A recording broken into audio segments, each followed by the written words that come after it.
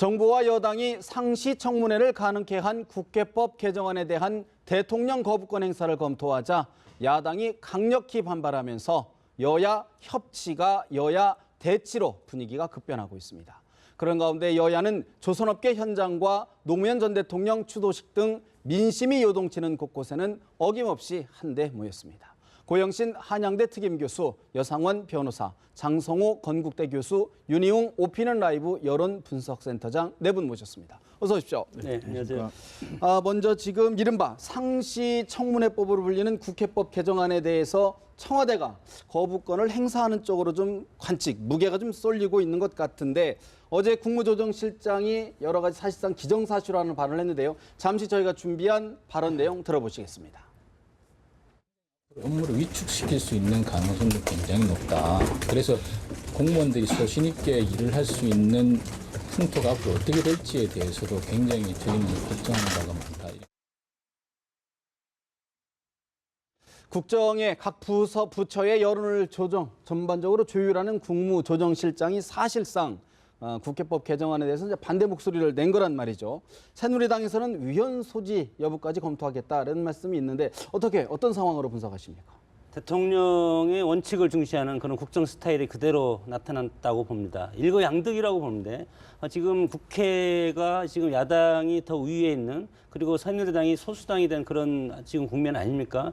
이런 차원에서 밀리면 죽는다. 네. 이런 것이고 물론 이것이 뭐 위헌이건 아니건 그걸 떠나서 국회에서 일단 통과됐으면 그것을 뭐 행정부에서는 따라야 되는 것은 도리지만 이것을 지금 뭐 정부 부처에서는 법제처에서 이것을 위헌이라고 지금 실질적으로 지금 분석을 해서 내놓고 있지 않습니까? 예. 이런 결과가 나왔을 때 대통령으로서는 이것을 당연히 제 부위에서 거부권 행사하는 것이 옳다고 봅니다.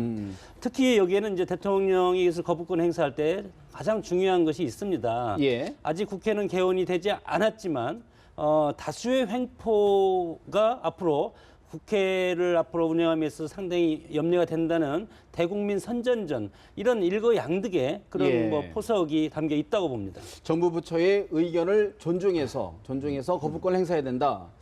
저는 지금 위헌 문제, 예. 이거는 과연 진정으로 위헌 여부를 지금 논점으로 삼을 의도가 있느냐? 그건 아니라고 봅니다.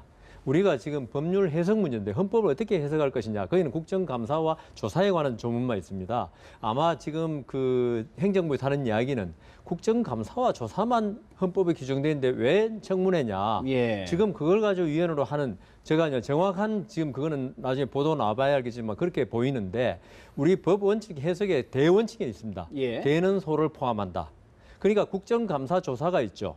어떤 청문회보다는 훨씬 큰 권한입니다. 지금 보면요. 그러면 국회가 국정감사 조사를 할 수 있는데 청문회는 안 된다. 이거는 말이 안 되는 거죠. 앞뒤가 바뀐 것이다. 그러니까 대는 소를 포함한다는 원칙에 어긋나는 거죠. 그리고 이 만일에 거꾸로 됐다. 예. 청문회만 할 수 있도록 헌법에 규정되어 있다. 그런데 그보다 훨씬 센 국정감사 조사를 한다. 이거는 위헌 소지가 있는 거죠. 근데 거꾸로 됐을 때는 이걸 위헌이라고 말하는 그걸 알 수 없고요. 그다음 우리가 법률 해석을 할 때 비교법적 해석도 아주 중요하거든요. 예. 딴 나라에서는 과연 비슷한 제도를 가진 딴 나라에서 어떻게 해석하느냐. 이게 우리 법 해석의 어떤 준거가 될 수 있습니다. 그러면 대통령제를 채택하고 있는 게 바로 미국입니다. 정확하게. 예. 미국에서는 청문회가 거의 매일 365일 동안 열립니다. 이걸 가지고 위헌이라 하는 사람 아무도 없습니다. 물론 내각제 국가에서는 청문회가 있을 수가 없는 게 왜냐하면 장관이 직접 강요를 참여하고 있기 국회의원을 때문에요. 겸하고 있기 때문에 네. 청문회라는 게 없죠. 그래서 제 생각에는 이거는 위헌을 갖다가 지금 제기하는 것은 검토 안 해봤을 리 없는데 이거는 거부권 행사하기에 의한 초석이다. 행정부의 입법, 행정마비는 뭐 차치하더라도 법률적 해석은 다시 한번 생각해봐야 된다. 그런 지적이시고요. 근데 이제 미국에서는 국정감사, 국정조사가 없고 청문회가 상시적으로 이루어지고 있기 때문에 그 근본적으로 좀 틀린 면은 있습니다. 네, 제도적으로 좀 네. 달리다. 예, 어떻게 보십니까, 고 교수님께서는? 뭐 대통령께서 국회를 견제하는 차원에서 거부권을 헌법에 이렇게 명시해 놓았기 때문에 대통령이 판단해서 거부권을 행사할 수는 있습니다. 그러나 이 거부권이라는 것은 행사에도 어느 정도의 그런 뭐랄까 내재적 한계가 있다고 할까 또 정치적 그런 그 판단이 필요한 사항이 아닌가 이런 예. 생각이 드는데요. 뭐 정진석 원내대표 대표도 금기시할 이유가 없다. 거부권 문제에 대해서 그렇게 하면서 청와대와 좀 코드를 맞추고 있는데 당초는 청와대에서 거부권 문제에 대해서 그렇게 심각하게 생각하지 않을 것 같은데 주말을 계기로 해서 네. 여러 가지 이렇게 나가다가는 자칫하면은 제2의 국회 선진화법이 되면서 발목을 잡는 행정 건 마비 아니냐. 또는 행정 위축 이런 가능성이 크게 이렇게 비중을 두고 있는 것 같아요. 그러나 이런 부분에 대해서도 야당도 우선 뭐 이런 청문회 예. 남용 이런 부분에 대해서는 앞으로 그런 일은 없겠다는 점을 다짐을 하고 있고 그런 측면에서 보셨을 특히 때 청와대 박근혜 대통령이 거부권 행사 가능성에 대해서는 어떻게 좀 전망하십니까?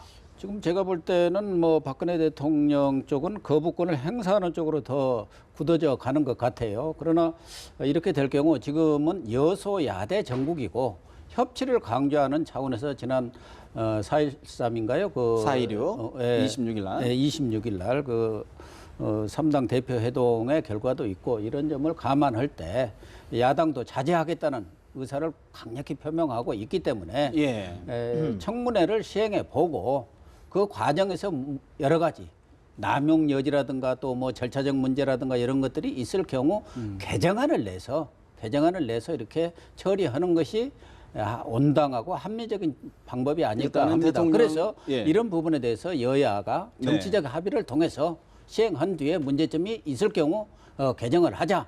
이렇게 정치적 합의를 일단은 보고 대통령이 넘어가는 것이 옳지 않나 그런 거부권 생각이 행사할 가능성은 크지만 예. 그것보다는 좀 중재안 나중에 일단 시행해보고 예. 재개정하자 이런 취지의 그러니까 말씀이시네요. 여야가 협의를 통해서 그래서- 일단 시행하고 네.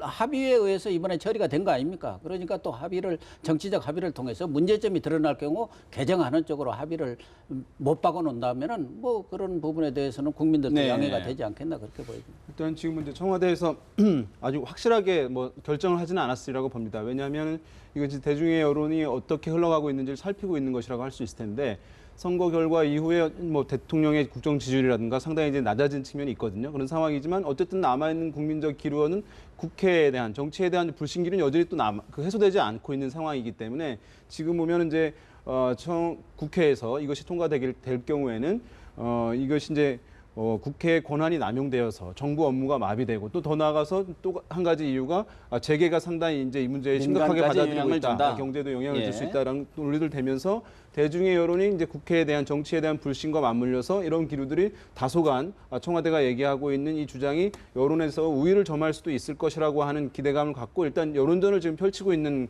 중이라고 지금 보는 것이 맞을 것으로 보여요. 예. 그래서 이제 과연 이제 이것이 어디로 갈지 어쨌든 그것에 따라서 이제 최종 결정은 이루어질 것이라고 보는데 다만 이제 대중 같은 경우에는 지금 이제 이것이 뭐 가습기 살균제 문제라든가 또 뭐 정우모 게이트라든가 이런 이제 사실 현안이 있다는 것이 사실 청와대로서 상당히 좀 불리한 상황입니다. 왜냐하면 국민들이 그 사안들의 어떤 국회에 있어서 청문회라든가 또는 국정조사라든가 이런 것들이 이루어지기를 바라고 있는 기류가 있는 상황인데 이것이 청와대에서 거부권을 행사할 경우 그런 부분에 대한 원활한 조사나 이런 것들을 막는 예. 것으로 비춰질 우려가 있거든요. 그런 네. 것이 다소간 이제 부담이 될 수도 있는 것이고 또 한 가지는 이것이 우리가 이제 국회 문화가 형성이 안 돼 있다라고 하는 이제 논리가 있을 비판이 텐데, 있죠. 예, 그래서 일정 부분 국민들이 호응할 가능성이 이제 있어 보이긴 합니다. 그런데 또 제도가 문화를 또 이렇게 바꿀 수 있는 그런 측면도 있지 않겠습니까? 그러니까 허용해 준 다음에 뭐 청문회 때 보면은 관료들이 대거 뭐 20명, 30명 와서 대기하고 그런 것인데 실국장 전문가들이 와서 얘기하고 가고 하는 뭐 아까 말씀하신 선진국의 청문회 문화들이 만들어질 수도 있는 점도 있으니까 이런 것들을 사실은 종합적으로 판단하는 것이 바람직하지 않을까 생각합니다. 제 지금 거부권 문제에 초점을 맞추자면은 예. 지금 야당에서는 말도 안 된다고 그러지 않습니까? 저는 이 부분에 대해서 법률 이론적으로 말씀드릴게요. 국회가 이런 법을 국회의 권한을 통과시킬 수 있듯이 대통령도 거부권을 그 헌법에 정해져 그러니까 이게 무슨 아무 근거가 없는데 하는 게 아니고요. 예. 헌법에 분명히 근거가 있거든요. 거부권 행사할 수 있다는 게 그게 이론적으로 맞든 안 맞든 예. 국회에서 마치 대통령이 대통령이 국회 문제 언급하면 항상 우리가 그러지 않습니까? 대통령이 행정부 수반이지 왜 자꾸 국회 문제에 왈가왈부하냐 이것처럼 국회도 있죠. 대통령의 거부권 행사 자기의 권한으로 인정을 해주는 문화가 돼야 됩니다. 지금 국회가 지금 이렇게 한 국회 우위의 국가를 지금 우리 상징하는 거거든요. 예. 어떻게 보면은 국회가 모든 걸 다 할 수 있다. 이거 사실 영국 국회가 뭐 남자를 여자로 만들고 여자가 남자로 만든 거에 다 할 수 있다는 게 영국 국회라는 말도 있는데요. 우리나라는 아직 대통령이 중심제이기 때문에 제 생각에는 거부권 행사에 대해서 예. 진짜 그 야당이 거부감을 너무 가지면 안 된다. 할 수 있고 이게 정말 그 좋은 옳은 법이면은 제2에서 통과시키면 되는 거지. 법률 전문가시니까 이제 법률적 해석을 했는데 네, 그냥 법률적으로만 네. 말한다는 거예요. 그게 뭐 그 정치적으로 맞고 틀리고 제가 말씀드린 게 아니고 야당이 말도 안 되라고 그런 말을 하니까 예. 그것도 나는 말도 안 된다고 생각합니다. 뭐 전직 판사님이시니까 권위가 있는데요. 이것이 우리가 엄격하게 삼권 분립의 나라 아닙니까? 청문회 이 권한을 주면 야당한테 넘어가는 것이 아니고 권력이 행정부보다 의회의 권력이 상당히 비대해질 가능성이 상당히 많다. 이런 것이 우리의 어떤 근본적 헌법 정신에 어긋난다고 보고요. 예. 그리고 민주주의 원리는 가장 좋습니다. 뭐 가선 청문회하고 누가 불러서 국민들한테 있는 그대로 다 까발리고 그리고 비판할 거 비판하고 처벌할 거 처벌하고 좋지만 아까 말씀드렸듯이 우리의 정치 문화 이것이 정치 불신이 상당히 이제 심하고 예. 특히 내년에 대선 전국이 있다는 겁니다. 그러면 사사건건 대선 전국의 한뿌리 판이 이 청문회를 통해서 이루어질 텐데 대선이 끝나면 오히려 조용해질 겁니다. 그런 차원에서 볼 때 시기 그리고 때를 잘못 태어났다고 봅니다. 사실 그런데요. 이게 이제 대통령이 거부권을 행사하면 국회 이제 재의결됐을 때 비박계의 이탈로 인해서 이것이 재의결됐을 경우 사실 이게 쉽지는 않지만 가능성이 없지는 않거든요. 대통령으로서 엄청난 리스크죠. 그렇죠. 만약 재의결 된다면 그렇지 않아도 레임덕이 온 상황인데 휩쓸려 간다고 봐야죠.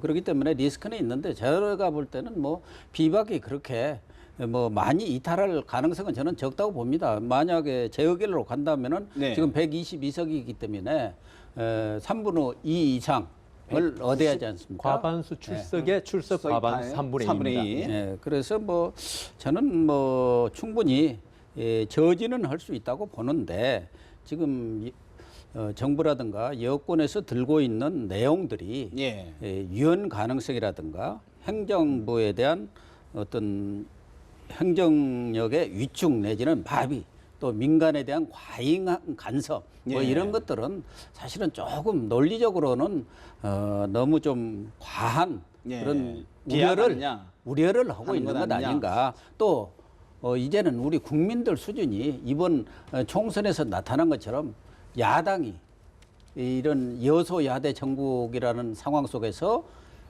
행정부라든가 민간에 대해서 과거처럼 그렇게 과잉 간섭을 하고 뭐 이렇게 마구잡이로 불러다가 뭐 청문회하고 이런 것을 용납할 하지 않을 상황이 것이다. 아니고 근데 거기는- 내년 대권이 있기 때문에 네. 더군다나 야당도 네. 국민들의 그런 여론, 국민들이 이런 것을 어떻게 볼 것인가.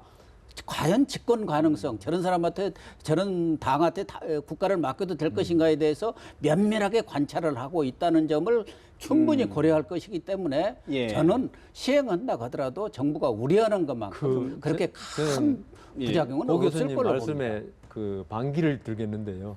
우리나라 국회의원이 국민 수준 못 따라간다는 말을 많이 하지 않습니까? 우리 국민 수준이 높은 건 맞는데 국회의원이 과연 국민 수준에 맞느냐? 네. 그리고 아까 그 말씀하신 대로 내년 대선을 놔두고 있죠. 청문회 하면요. 지금 벌써부터 야당에서는 무슨 그 이념적인 문제에 관해서 뭐 이물리한 행진곡 문제부터 다 들고 나오겠다고 그럽니다, 지금. 제가 볼 때는요. 아마 그것까지 들고 나올 거예요. 아마 문고리 3인방 뭐 정윤회 씨 물건 아마 제가 생각에 청문회 그게 사실 그 필요한 때 할 수 있다고 돼 있지만 그 예. 필요한 때라는 개념이 너무나 추상적이고 불명하기 때문에 상임위원회에서 이게 대통령의 국정 운영 관련된다 그러면 다 불러낼 수 있는 거예요. 과연 그게 과연 생산적인 청문회가 될 것이냐. 지금 사실 청문회를 한다면은 우리나라 지금 그 조선업계 구조조정을 어떻게 할 것인가. 그 해운사 사장, 조선 사장 불러가지고 지금 조선업계 상황 이런 걸 묻는 청문회가 될 것이냐. 예. 아니면 앙드레 김의 본명을 묻는 청문회가 될 것이냐. 김봉남 밝혀내는데 성과를 만족하는 청문회일 것이냐 이런 걸 갖다 생각해 볼 때 제 생각에는 우리나라 국회의원 수준이 지금 이 상태에서는 이 청문회라는 게 네. 일부 국회의원입니다. 네. 전부 다가 일부 국회의원이 이런 상태 수준을 가지고 있을 때 청문회가 과연 우리가 요구한 대로 정상적으로 돌아갈 것이냐 그 부분은 심히 의문입니다. 우려스럽다. 예. 청문회가 정치 원칙은 이벤트로. 맞는데 네. 지금 현실에서 문제가 충분히 발생할 수 있는데 그 문제가 발생하면 이걸 갖다가 세월이 오래 지나면 물론 순화되겠지만 내년 대선을 놔두고 엄청난 과연? 정쟁의 소용돌이를 말아넣는 그런 청문회가 되지 않을까. 그러니까 뭐 이제 국회에 대한 이제 불신들은 워낙 강하기 때문에 사실 이제 말씀하신 부분들을 저도 이제 수용하는데 그런데 지금까지 보면 국회가 사실은 정파적 입장을 떠나서 봤을 때 국민이 요구하는 어떤 사안들 이것을 이제 제도 안으로 그 이슈를 끌고 들어와서 어쨌든 제도적으로 이 문제를 공적 영역에서 해소하려고 하는 역량들이 상당히 부족했다고 볼 수 있겠습니다. 그래서 예. 이른바 이제 반응성이 없는 이제 정치 영역, 반응성을 상실한 이제 국회의 모습들을 많이 노정했던 것은 사실이거든요. 근데 어떤 청문회를 도입하게 될 경우에는 그런 이제 우려가 있음에도 불구하고 정치가 사회적 이슈들, 뭐 우리 가습기 살균제 문제도 진즉에 어떤 청문회들을 통해서 이렇게 큰 문제로 더 커지지 않을 수 있도록 조치도 이루어질 수 있었다고 하는 논리도 상당히 강력한 논거가 될 수 있는 것이거든요. 네. 그런 면에서 봤을 때 반응성 있는 국회, 반응성 있는 정치를 만드는 데 있어서는 일조할 가능성은 있다고 보고 이것이 만약에 이제 이른바 구더기 무서워서 장을 못 담그는 것과 마찬가지인데 그런 우려되는 부분들 때문에 하면 영원히 이제 이런 것들 도입하지 못하게 되는 문제가 있기 때문에 사회적 감시 체계를 우리가 작동시키면서 어떤 이제 야당 등에서 과도하게 이것을 청문회 활용하려는 것들은 또 우리가 제재할 수 있는 또 사회적 역량들은 될 수 있다고 보고 네. 선거가 있기 때문에 대중들 눈치를 또 볼 수밖에 없는 측면이 있다거든요. 상시청문회에 대한 거부권 여부는 사실 이제 박근혜 대통령의 어떤 결단에 남아 있는 것 같은데 그걸 떠나서요. 사실 지금 이제 협치 20대 국회에서 지금 협치를 이야기를 많이 하는데 과연 이것이 논란을 떠나서 사실은 협치가 대치로 바뀌는 것 아니냐라는 우려가 있는데 당장 두 야당의 원내대표 강하게 반발하고 있습니다. 두 원내대표 이야기 잠시 들어볼까요? 이 문제는 청와대가 거부권을 행사할 사안이 아니라는 점 다시 한번 강조합니다. 국회 상임위에서 청문회를 하든 말든 왜 청와대가 거부권을 행사합니까? 비이성적인 얘기들이 자꾸 언론에 보도되는 것에 대해서 좀 불편하다 이런 말씀드리고 어제 말씀드렸지만 거부권을 행사하신다면 이제는 국회가 거부권을 행사할 것이다. 행정부에 대해서. 최근 박근혜 정부에서 여러 가지 좋지 않은 방향으로 흘러가고 있는 것을 지적하지 않을 수 없습니다. 청문회 왕국이 될 것이다. 도저히 국정을 살필 수 없다. 민간에게도 영향력이 있다. 하는 말로 호도를 시키면서 국민 여론을 불러일으키려고 정부의 실무자들마저도 나서고 있습니다. 이것은 있을 수 없는 일입니다.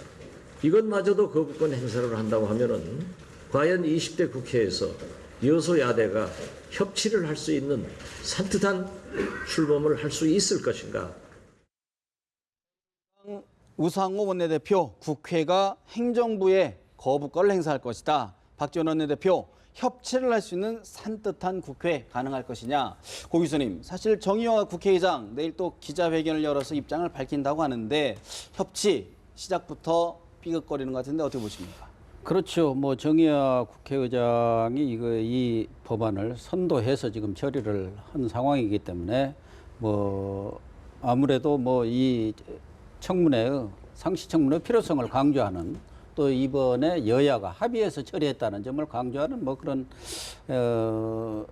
회견이 되지 않을까 보여지는데 그렇다고 해서 뭐 우상호 더불어민주당 원내대표가 이야기한 대로 대통령이 그것에 대해서 거부권을 행사하면 안 된다는 논리는 또 맞지 않는 것이죠. 예. 법안이 넘어왔을 때 대통령으로서 국회가 과잉 권력을 행사할 가능성이 있을 때는 언제든 거부권을 행사하라고 그래서 그렇게 헌법에 명시를 해놨는데 문제는 지금 여소야대 정국 상황에서 과연 뭐 그 1호라고는 인물위원 행진곡 이 부분도 사실상 뭐 좀 수용하는 것 아닌가 했다가 이렇게 틀어지면서 협치가 삐걱거리고 있는 상황이고 만약에 또 이 국회법 개정안 상시 청문회를 규정한 이 국회법 개정안마저 거부할 경우 뭐 얼마든지 거부는 할 수 있습니다만은 박근혜 대통령으로서 두 거야 여소야대 정국입니다.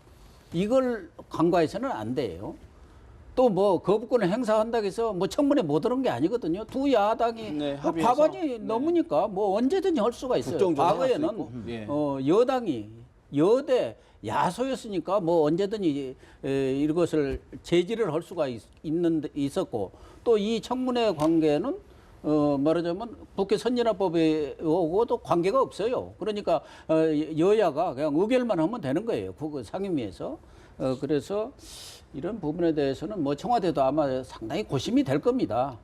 야당이 협조 없이 지금과 네. 같은 경제 문제라든가 여러 가지 사회 문제들 이런 것들을 해결해 나가는데 뭐 구조조정 문제 등 뭐 산적에 있는 현안들을 야당의 협조 없이 해결해 나가기 어려운 상황에서 그냥 우려만 가지고 거부권을 행사하느냐 이 부분에 있어서는 심사숙고해야 된다. 상당히 심사숙고를 하는 것이 옳지 않나 그런 생각이 듭니다.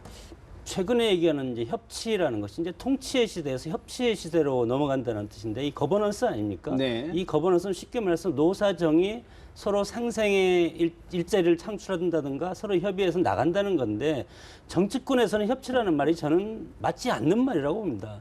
이분들이 얘기하는 협치는 내 뜻대로 상대방이 무조건 양보하라는 뜻이죠. 그러면 정치권에서는 이것은 협치가 아니고 대치가 맞습니다. 서로 치열하게 경합을 해서 의회에서 나중에 표결을 하면 될 거 아닙니까? 선진화법이 있어서 표결을 아무것도 못해서 우리 의회가 지금 죽어있는 의회인데 누구나 다 좋은 법만 지금 통과되는 것 아닙니까? 그러나 이제 앞으로 이제 선진화법이라든지 이제 과반의 어떤 의미가 앞으로 의회의 정신을 또 다시 이제 복원을 시켜도 그럴 필요가 있는 건데 네. 이런 차원에서 봤을 때 야당에서 지금 주장하는 대통령에서 계속 협치하라. 그러면 야당이 원하는 걸 다 들어달라는 겁니다. 이것은 저는 오만하다고 봅니다. 왜냐하면 제1당도 되고 야당을 다 합쳐서 과반은 넘었지만 그러나 지난 대통령 선거 때 국민들은 박근혜 대통령 선택을 한 거 아닙니까? 그랬을 때 국정 운영에 대한 추동력은 대통령한테 있다고 봅니다. 그 부분도 인정을 해줘야 된다. 그렇습니다. 저도 같은 의견인데요. 지금 야당 두 대표의 원내대표 말씀 들어보셨지만 여기서 말하는 협치는 야당의 요구에 응해서 다른 소리를 내지 말라는 걸 협치로 지금 주장하고 있는 겁니다. 그런데 그 정치 현실에서 이견이라는 건 항상 있을 수 네. 있고요. 자기 생각이 각자 다 다른데 우리 생각만이 옳다. 너는 내 말에 그 다수의 뜻에 그 숙여라. 이걸 협치라고 볼 수는 없는 거죠. 그리고 있죠. 여기 야당에서 말하는 협치는 이때 말하는 협치는 대통령이 거부권을 행사하지 않을 때까지만 협치가 되는 겁니다. 만일에 이게 그 거부권 행사 안에서 이 청문회법이 통과되고 예. 계속적으로 어떤 그 정치적 이슈를 가지고 청문회에서 계속 그게 문제되고 다음날 신문에 대서특필되고 이럴 때 네. 과연 이게 정상적인 국정 운영이 협치라는 이름으로 국정 운영이 되겠냐? 오히려 여당이나 그 행정부의 대통령 청와대의 강력한 반발로 이루어진다면 이게 협치가 도로 안 되는 거죠. 예. 지금 여기서 협치라는 건 딴말이 없게 만드는 게 협치가 아니고 서로 간에 어떤 국정 현안에 대해서 이해관계가 좀 일치해 가지고 우리 구조조정 같은 경우에 같이 구조조정하자 이런 게 협치지 어떤 이념적인 문제가 들고 나와서 서로 그걸과 정쟁을 예. 벌일 때 그걸 과연 협치라 할 수 있겠느냐? 협치가 좋은 게 좋은 것만은 아닌데 사실 실질적으로 이제 우려하는 것들이 과연 이제 정부 여당이 어떤 법률안을 제시했을 때 과연 야당이 통과를 시켜줄 그렇죠. 것이냐 그런 부분들에 대한 우려가 있는 거 네, 아닐까요? 제가 또 한 말씀 붙이면 야당이 네. 요구하는 협치는 야당의 얘기만 들어달라는 건 아니고 국회를 국정의 동반자로 좀 취급해달라. 그동안에 국회에 대해서 너무 일방적으로 이렇게 뭐 여의도 출장소 비슷한 인식을 가졌다면 그렇게 해서는 안 된다. 정부 여소야대를 만들어준 민의를 수용하는 것이 옳지 않냐는 얘기인 것 같고 또 네. 하나는 이번의 경우는 원의로 합의를 해서 야당이 뭐 주장해서 한 게 아니고 이 국회법 개정안은 운영이 법사위를 다 통과했고. 통과해가지고 이번에 여야가 합의해서 또 표결을 표결로. 통해서 과반을 훨씬 넘어갔고 처리된 거란 말이에요. 그러니까 여당의 일부 의원들도 또 무소속까지를 포함해서 합의가 돼가지고 처리가 된 거 아닙니까? 그렇기 때문에 이런 것은 원의를 존중해 달라는 그런 취지로 이해를 해야지. 고 교수님. 그걸 야당만 얘기하는 네. 것은 고 교수님 말에 오늘 자꾸 반기를 드는데 그 여의도 출장소라는 거는 사실 그 우리 19대 국회에서 있죠. 여의도 출장소를 할 수 있었습니까? 국회 청문회법 때문에 대통령이 하여튼 뭐 그 법이 옳고 그르고를 떠나서 경제개혁법하고 노동개혁법 통과를 못 시켜가지고 참 난리가 났었는데 여의도 출장소를 하는 거는 조금 이제 어쨌든 그 바뀌는 환경에 대한 이제 인식을 좀 하긴 해야 될 것 같아요. 왜냐하면 어쨌든 대통령의 자원은 국회에서 이제 나오는 것이거든요. 여당의 의석수. 이제 의석수가 줄어든 상황이기 때문에 대통령 임기 후반에 사실 권한의 크기는 그 의석수 여부에 따라 달려 있다고 할 수 있는데 지금 이제 여소야대가 된 상황에서는 거기 상황에서 맞게 그러면 어떻게 성과를 낼 것이냐. 그러니까 과거처럼 야당에게 밀려서는 안 된다고 하는 대결적 사고로 갔을 때는 어떤 법안에 애초에 목표했던 것의 절반도 사실은 실리를 거두지 못하는 것인데 실리적 사고로 좀 전환을 하면 네. 애초에 100% 목표로 했다면 70%, 80% 협의를 통해서 달성할 수 있는 것이거든요. 그런 쪽으로 좀 어쨌든 이 사고를 좀 전환할 인식의 전환. 필요하지 않나 싶고요. 이게 이제 적절한 비유는 아니겠습니다만은 이제 노태우 전 대통령이 3당 합당을 하지 않았습니까? 이것이 이제 사실은 인위적인 정계 개편이 옳고 그르냐의 논쟁은 있습니다만은 여소야대가 된 상황에서 국정의 안정성을 사실 가져가고 성과를 이루기 위해서 뭔가 이제 몸부림치는 과정에서 나왔던 것이거든요. 그러니까 지금 이제 여소야대가 된 상황이지 않습니까? 이런 상황에 있으면은 그것이 뭐 인위적인 정계 개편이 아니더라도 어떤 스타일의 변화라든가 야당의 요구를 일정부분 들어주면서 어쨌든 목소리 또 관철시키려고 하는 이런 모습으로 좀 전환을 하게 되면 이전보다는 좀 더 성과를 가져올 수 있는 측면도 있다. 이제 그런 면을 좀 요청하고 싶습니다. 알겠습니다. 거듭 말씀드리지만 이제 과연 키는 청와대 박근혜 대통령 여당이 쥐고 있는 것 같은데 어떤 선택을 내릴지는 좀 지켜봐야 될 것 같습니다. 자, 이제 다른 얘기 좀 하나 해봐야 될 것 같은데 반기문 유엔 사무총장이 내일 사실 방한을 하죠. 제주도를 이제 방문을 하는데 여야 정치권이 참 술렁이고 있습니다. 정 교수님, 사실 특히 충청권 의원들 지금 뭐 충청권 대망론 계속 이제 불을 좀 지피고 있지 않습니까? 네. 어떻게 보십니까? 충청권의 기세가 하늘을 찌르는 것 같습니다. 대세가 충청권인데 각 당의 사무총장을 비롯한 뭐 주류가 지금 충청권 포스트로 다 들어가 있는데 이것이 보면 이제 다음 대선의 어떤 결정권은 충청권이 가지고 있는 것이 아닌가. 그래서 지금 뭐 안인정 충남도지사를 비롯한 반기문 충주 여러분들이 지금 충청권에서 지금 나오지 않습니까? 충청도도 충북과 충남이 있습니다. 네. 충남은 저 서해안 쪽으로 해서 호남에서 이렇게 배를 타고 옛날에 올라와서 충남 쪽으로 이제 거처를 많이 해서 호남 분들이 상당히 많은 곳이 충남이기 때문에 여기는 더민주당이 강세죠, 일정 부분.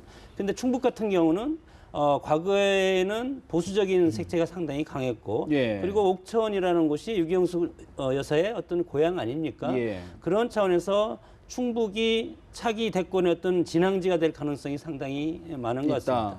지리적, 역사적 분석까지 해주셨는데 당장 관심은 오늘 정진석 원내대표 내일 제주도를 방문한다는데 과연 반기문 사무총장이 좀 의미 있는 만남을 해줄까요? 어떻게 전망하십니까?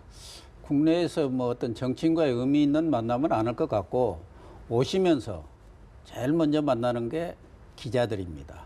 지금 관훈클럽 임원들과 제주 포럼에 앞서서 간담회를 갔습니다.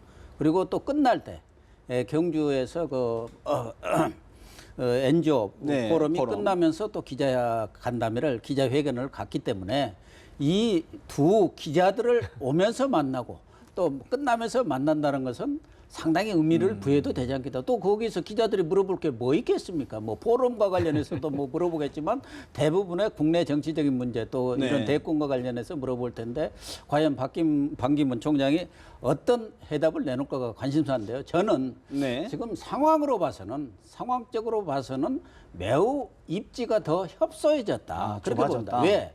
지금 새누리당이 총선에서 참패한 데다가 지금 친박이 대권 후보가 없으니까 친박이 앞장서서 반기문 대망론을 들고 나오고 반기문을 대권 후보로 끌어올리겠다. 이런 의지들을 표명하시고 있는데 이 친박에 대한 평가는 이미 국민들은 내려졌다고 봅니다. 총선에서도 내려졌고 그 이후 네. 지금 최근에 벌어지고 있는 이 상황 속에서 과연 반기문 총장이 친박에 엎혀서 꽃가마를 타고 비단길을 갈 수가 있겠습니까? 그렇다고 한다면 반기문 총장으로서는 새로운 자기의 카드를 내놔야 하는데 네. 저는 반기문 총장이 그동안 끊임없이 대망론과 관련해서 추구해 온 것은 남북관계에 있어서 본인의 역할론 거기서 뭔가 핵 문제라든가 남북관계의 어떤 큰 숨통을 들 경우 그것을 가지고 들어오면은 얼마든지 대권에 나갈 수 있을 걸로 본인은 판단했고 그래서 작년에도 개성을 가려고 평양을 가려고 했는데 그게 또 무산된다다가 네. 지금은 더 악화된 상태에서 과연 반기문 총장이 설사 대권을 겨냥하고 있다 하더라도 뭔 새로운 카드를 내놓을 수 있을까? 굉장히 그런 점에서 제한적이다. 상당히 좀 뭐 부정적으로 보고 두 있는 분이 정치적인 문제 다 말씀하셨으니까 제가 재밌는 이야기 하나 해드릴게요. 네. 지금 반기문 총장의 정관 예우 지금 문제가 지금 되고 있습니다. 있을 수 있습니다. 1946년 유엔 결의에 의하면은 네. 사무총장은 그 사무총장을 그만둔 다음에 국내 정치에 개입하지 말라는 결의를 한 일이 있습니다. 말대로 권고죠. 네, 권고 결의안이죠. 네, 네. 그건 뭐 위반된다고 뭐 투옥되거나 이런 건 아니고요. 네. 근데 이제 그 하더라도 발타임 사무총장이 오스트리아 대통령 당선된 게 있죠. 5년이 지나서 했습니다. 그게 정관 예우 받지 말라는 거거든요. 요새 정관 예우가 상당히 문제가 되고 있는데 그래서 만일에 반기문 총장이 그렇게 하는 게 법적 구속력 없고 하지만 만일 나왔을 때 이게 과연 유엔에서 결의를 그렇게 한다는 이유가 있거든요. 유엔 사무총장 그 명예로운 자리를 당신 나라로 돌아가서 국내 정치인한테 써먹지 말라는 이야기거든요. 그게요. 네. 유엔 사무총장이 사실 얼마나 그 중요한 자리고 어떻게 명예로운 자리인데 거기서 지냈던 업적이 이런 걸 갖다가 무리하게 할 수 있다는 거죠. 왜냐하면 네. 국내 정치에 써먹기 위해서 무리한 뭐 국제 간의 회담을 시도해주고 뭐 지금만 해도 벌써 반기문 총장도 김정은 만나가 대화하겠다 뭐 이런 이야기를 하시거든요. 이게 뭐 진정일 수도 있지만 그걸 나중에 그 대통령으로 후보로 나섰을 때 네. 그래서 먹을 수 있다는 거예요. 그런 걸 유엔에서 방지하기 위해서 못했기 때문에 제 생각에는 반기문 총장이 나오면 야당이나 네. 반대쪽에서 충분히 공격할 거리가 있다. 이 부분을 결국은 유념해야 그게 한다고 이제 봅니다. 반기문 총장의 의지 아니겠습니까? 그렇죠. 본인의 생각 어떻게 보십니까? 이게 뭐 지난번에 잠깐 말씀드렸는데 이게 대중의 지지를 받는 그 지지율이라는 것이 이제 현찰과 같은 것이거든요. 가만 있으면 사실 이 현찰이 사라져 버리는 것이에요. 그러니까 사실 그거 있는 분들은 뭔가 그것을 가지고 도모하려고 하는 생각이 강할 수밖에 없다고 보이고요. 지금 뭐 하는 행보들을 봤을 때는 어쨌든 의지는 상당히 강하게 이제 정치적으로 읽을 수밖에 없을 텐데 저는 이제 반기문 사무총장이 새누리당의 어쨌든 희망 내지는 이제 동아줄이기도 하면서 한편으로 사실 불행의 씨앗이었다라고 또 볼 수도 있을 것 같아요. 불행의 씨앗이다. 왜냐하면 이제 반기문이라고 하는 유력한 카드가 있다, 확실한 카드가 있다고 하는 생각 때문에 사실은 내부에서 권력 싸움도 상당히 강하게 개파 간의 대립도 컸고 만약에 반기문 카드가 없었다고 한다면 어쨌든 그 안에서 조화를 이루어내려고 하는 요인이 더 강하게 나타났을 가능성이 있거든요. 선거에서도 상당히 대중의 민감성을 이제 발휘하면서 어쨌든 이런 이제 파국적 모습을 드러내지 않는 모습으로 갔을 가능성이 있는데 그런 면에서 봤을 때는 상당히 이제 아픔을 준 측면이 있다고 봐요, 여당에. 사실 이제 어쨌든 그럼에도 불구하고 지금은 뭐 찐밖에 이제 어떤 카드가 없는 상황이기 때문에 네. 그것은 이제 불가피한 것으로 보일 텐데 다만 이번에 반기문 총장의 한국 방문에서 제가 봤을 때는 이제 주목되는 부분은 본인이 지금 친박계에 국한되는 차기 후보라고 하는 인식이 상당 부분 퍼져 있는데 그것을 벗어나려고 하는 어떤 메시지가 나올 가능성도 저는 배제할 수 없습니다. 어떤 대선에 대한 강한 출마 의지를 노골적으로 드러내는 것까지는 나오지는 않겠습니다만은 내가 어느 한 특정 정파에 대한 선긋기. 그거 속해 있는 것은 아니다라고 하는 정도는 나올 가능성을 있지 않을까. 왜냐하면 그렇게 될 경우 계속 본인의 이제 입지가 더 커질 축소될 수 있으니까 그것을 차단하기 위해서. 반기문 총장이 새누리당 후보로만 온다면 새누리당에서는 정말 경사라고 생각합니다. 손해볼 게 하나도 없다고 봅니다. 반기문 총장이 대통령 후보가 되든 아니면 반기문 총장 혼자 옹립할 수는 없지 않겠습니까? 민주당에서 새로운 잠룡들이 다시 나와서 5명 정도 나와서 경쟁을 해야 된다고 봅니다. 이 검증 과정에서 반기문 총장이 낙마할 수도 있지 않겠습니까? 예. 대선 후보도 될 수 있고 이런 치열한 어떤 내부적인 경쟁을 통해서 본선에 올라갈 때야만이 대통령으로 갈 수 있다고 보는데 여권의 흥행 카드로도 흥행 유효하다 그런 카드로도 말씀이시군요. 훨씬 더 유리한 카드가 어느 사람보다 유리한 카드가 될 그런 수도 있고 측면에서 황교안 국무총리가 터키에서 반기문 사무총장을 먼저 만났거든요. 어떤 메시지가 좀 있었을까요? 메시지는 있지만 그것은 이제 공개를 하지 않는 것이 정치적인 이제 상도인데 예. 뭐 충분히 그런 지금 메시지는 뭐 대통령과도 뭐 안 했겠습니까? 서로 뭐 얘기는 말씀을 하셨겠죠. 그러나 우리 대선이 52대 지난번에 51.6대 48.5 이 정도로 해서 5% 싸움입니다. 네. 이번 대선도 마찬가지로 5% 싸움인데 특히 이번 12월에 미국 대통령이 누가 되냐에 따라서 다음 대통령의 시대 정신은 외교와 안보가 될 가능성이 상당히 많습니다. 그래서 과연 안보가 강한 당이 어디냐? 그리고 외교에 강한 후보가 누구냐? 이런 걸 봤을 때는 반기문 카드는 정말 상당히 좋은 카드라고 봅니다. 파괴적인 카드다. 네. 사실 근데 여권은 대놓고 러브콜을 보내고 있는 것 같은데 야권에서는 좀 시큰둥한 표정인 것 같아요. 다시 한번 우상호, 박지원 원내대표의 이야기 잠시 들어볼까요? 모호하게 하신 분 중에 성공하신 분이 없어서 좀 제대로 말씀하시는 게 좋을 것 같아요. 이제 저희 당은 이제 유능한 인재들에게 문화가 열리기 때문에 오신다 그러면은 대환영입니다만 그렇다고 그래서 기존에 있는 후보들을 다 가만히 계시라고 그러고 모셔올 수준은 아니라고 생각합니다. 굉장한 권력력도 가지고 있고 그러하기 때문에 최소한 친박에서 옹입을 한다고 하면은 예. 대통령 후보로 출마는 할 수 있지만은 예. 과거에도 보면은 예. 반기문 총장은 대통령에 나올 수 있는 것도 반이고 예. 안 나올 수 있는 것도 반이고 저희 민주당에 문을 두드린 것도 반이고 새누리당에 두드린 것도 반이기 때문에 모든 게 반반이에요. 예. 그래서 반기문 총장이라고 하는지 모르겠습니다만은 예. 최근 1년에 그분의 말씀을 보더라도 예. 움직이고 있는 것만은 사실이고 우상호 원내대표 입장을 분명히 밝혀라. 또 모셔올 수준은 아니다. 박지원 원내대표 민주당, 새누리당 반반이다. 좀 이렇게 하여튼 입장을 분명히 얘기하는 겁니다. 정치권에서는 반신반의하고 있는 거 아닙니까? 반신반의네. 나올까 말까. 여당인가 야당인가. 정치를 하나 외교를 하시나 뭐 반반인데 과거의 반반은 반기문의 반만 해라. 그래도 잘하는 거다 할 정도로 유능한 인기가. 외교관이어서 네. 반반이라고 그랬습니다만은 뭐 야당의 입장에서는 더불어민주당도 그렇고 국민의당도 확고한 대통령 후보가 있습니다. 뭐 아직 그분들이 뭐 확정된 것은 아니지만 사실상 확정이나 다름없을 정도로 지금 양강구도를 이루면서 이렇게 싸우고 있는 상황에서 구태여 네. 반기문 유엔 사무총장을 모셔까지 오면서 너희들은 그만해라 이럴 상황은 아니거든요. 더군다나 뭐 누가 보더라도 뭐 정치적 성향이라든가 개인적인 뭐 이런 퍼스널리티라든가 이렇게 성격 이런 네. 것으로 봐서도 야당보다는 여당에 좀 보수적인 또 좀 중도적인 그런 성향을 가지고 계신 분이니까 여당으로 갈 가능성이 근데 높다고 야당에서- 보고 그러면 야당으로서는 네. 미리부터 이제 서서히 검증 작업에 점에서 들어가는 것이다. 뭔가 좀 폄하는 아니지만 좀 이렇게 흠집을 내는 흠집을 내는 좀 거다. 내는 것이 좋죠. 야당으로서는 이제 지금 이제 여권 후보가 될 가능성이 높다고 하는 판단을 이제 이미 내린 것 같고 그래서 이제 흠집 내기 모드로 이제는 이제 시작이 된 것으로 보여요. 그러면서 이제 어쨌든 그 대선 국면에서 이제 경쟁 우위를 점하려고 이제 하는 부분 그리고 이제 국민의당도 우리가 뭐 못 먹을 떡은 어떻게 한다 이런 표현도 있듯이 이제 그런 모양새인데 그건 전 총리 이제 비유를 많이 하긴 하는데 그때처럼 어쨌든 급격하게 높은 지지가 뭐 사라질 수도 있다라고 하는 이제 일각의 시각들이 있는 것도 사실이긴 예. 하거든요. 근데 그때와 좀 다를 수 있습니다. 왜냐하면 고건 전 총리는 이제 고향이 호남이긴 했습니다만 이제 호남이 이미 다른 이제 야권이 이제 있었던 상황에서 호남의 지역 기반을 갖지 못했던 상황이거든요.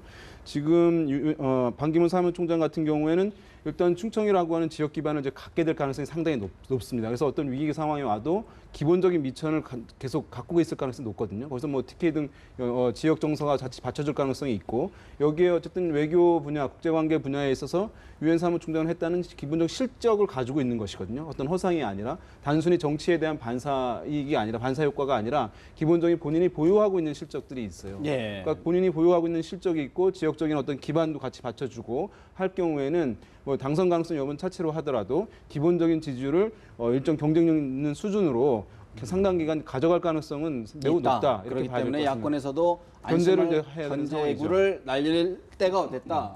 저는 이 성공할 것 같습니다.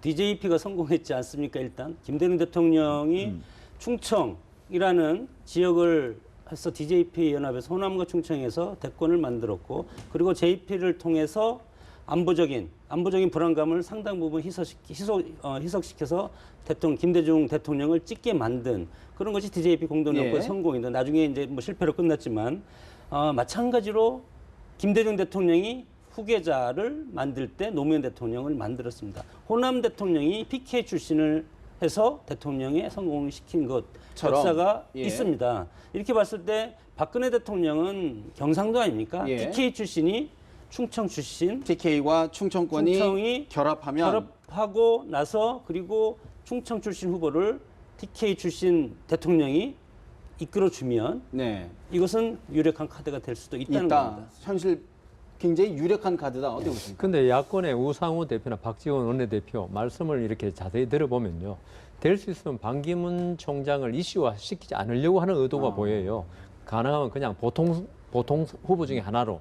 왜냐하면 말씀하시는 게 뭐 유력한 사람이 있는데 올 때가 있느냐. 박지원 원내대표 같은 경우는 권력욕이 상당히 강한 것 같다. 강하다. 어떤 업적이라든가 유엔 사무총장 문제도 그 사람의 개인적인 성향을 갖다 이야기하면서 그러면서 또 한편으로 지금 야당에서 보면은 아까 우리 반기문 총장에 대해서 여러 가지 이제 평가가 많지 않습니까? 근데 국내 정치적 기반이 전혀 없는 분이에요. 그건 내년 지금 12월까지는 뭐 싫든 좋든 유엔 업무에 매달려야 되는데 단 10개월 남습니다. 미국의 대통령 후보들 보면요. 그 오바마 대통령 재선 딱 하면 그다음부터 벌써 대권 후보들이 나타나가지고 선거운동 하거든요. 그렇게 해도 지금 뭐 이렇게 열심히 싸우고 있는데 과연 우리나라 정서는 좀 다르겠지만은 반기문 총장이 내년 1월에 와가지고 과연 이렇게 국내에서 강고하게 몇 년 동안 이 뿌리를 쌓은 대권 후보들에게 대항할 수 있을까? 이 야당에서는 그렇게 경쟁력이 높지 않다고 평가하는 것 같습니다. 만일에 경쟁력이 그 정도로 높다면은 서로 영입하려고 그러겠죠. 사실 제가 볼 때는 여권에서는 다음 대선이 과거와 같은 1대1 구도가 아니라 다자구도, 최소한도 3자 구도로 간다. 그렇게 될 경우 나눠지고 충청, TK, 여권표만 몰아도 3자 필승론 이 입각에서 충분히 이길 수 있다 이렇게 판단을 하고 있는 것 같은데 최근에 잘 아시는 세계적인 잡지인 이코노미스트에서 반기문 총장에 대해서 아주 혹평을 또 했더라고요. 네. 사실 근데 오늘 좀 박지원 원내대표가 또 한 요즘 인터뷰에서 한 거 보면 손학규 전 대표에 대해서 사실 흥미로운 평가를 내렸어요. 스타일상 독자 세력화가 어렵고 김종인 대표와 연대해도 친노 이기기 어렵다. 이런 얘기를 했는데 분석 동의하십니까? 저는 뭐 독자 세력화 이 부분이라든가 추진력이 어떤 결단력이 부족하다. 자고우면한 스타일 그런 면에서는 아마 박지원 원내대표가 과거에 같이 정치를 해봤고 그렇기 때문에 정확한 평가를 내린 것 같다.